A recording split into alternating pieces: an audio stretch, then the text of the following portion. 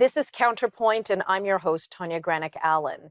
In Canada, concerns over Chinese Communist Party interference, Mexico and Iranian interference, and yes, even Russian interference are no longer theoretical. From alleged meddling in federal elections to covert influence over politicians and institutions, to the infiltration of our real estate and casino sectors through massive money laundering operations. A pattern has emerged, and it's a pattern that's drawing the attention not just of Canadians, but also of our closest ally. In Washington, U.S. lawmakers and intelligence officials have grown increasingly alarmed by what they see as Canada's vulnerabilities that could compromise North American security as a whole. When foreign adversaries exploit Canada as a weak link in the alliance, the consequences don't just stop at the border. And nowhere is this more evident than in the wave of the fentanyl crisis. Yes, it's a wave of synthetic opioids, often manufactured from chemical precursors traced back to labs in China, and it has flooded the North American market. In the US, it's fueling the deadliest drug epidemic in modern history. In Canada, it's wiping out communities behind the scenes.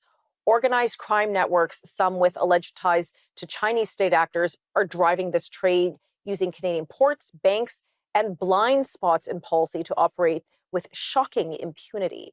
One journalist has been at the forefront of uncovering these dangerous connections, Sam Cooper, author of Willful Blindness, and he has joined us previously on Counterpoint. And he is one of the few who have dared to follow the money, the politics, and the devastating cost of inaction. Well, tonight we've asked the hard questions. How deeply has Chinese interference and other state actor interference compromised our institutions? How is Canada being used as a platform for transnational crime? And what are the risks, not just for Canadians, but for North American security as a whole? Joining us now again is investigative journalist Sam Cooper. Sam, thank you so much for joining us. I enjoyed reading my monologue because honestly, it's such a thrill to have you on. You do such excellent work.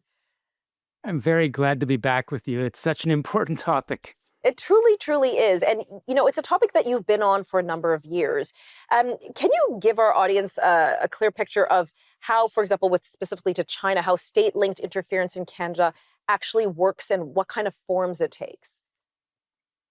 It's incredibly sophisticated. And for one of the things I always find that I struggle with is trying to get people that grow up in North America. So they grow up in a system that is there to, boost, if it's working right, boost their life and boost their family's safety. We have hostile states, including China, Iran, Russia. And as I have reported, these state-sponsored criminal entities from those states working together with intelligence services and Latin American narco cartels to essentially use crime, use drug trafficking, use money laundering in our cities to undermine, our families, our community. And it's very hard, I do believe, still for North Americans to believe that, others want to harm us so much that they are weaponizing organized crime in our communities. And I do feel like I've been a little bit of a voice in the wilderness for a few years, including with my book, but it got a lot of traction. It became essentially, a bestseller because it's very well proven. And now people are stunned to hear officials like Kash Patel, director of the FBI, come out and essentially repeat the advanced reporting and theories that I have published in my book and on my website, the Bureau, saying that indeed China, that is the Chinese Communist Party, intentionally is sending fentanyl into our cities. How does it work? They're starting with precursors that they sell to criminal networks worldwide. And what is a precursor, just for our audience? A precursor is simply a chemical that can be used for legal purposes. And in the case of fentanyl, there are legal uses for precursors. But in dual use, it can be turned into illicit fentanyl, the type of drug that is made into fake OxyContin or Xanax pills and sold increasingly across our cities in North America. This is what is driving over 100,000 deaths per year in North America.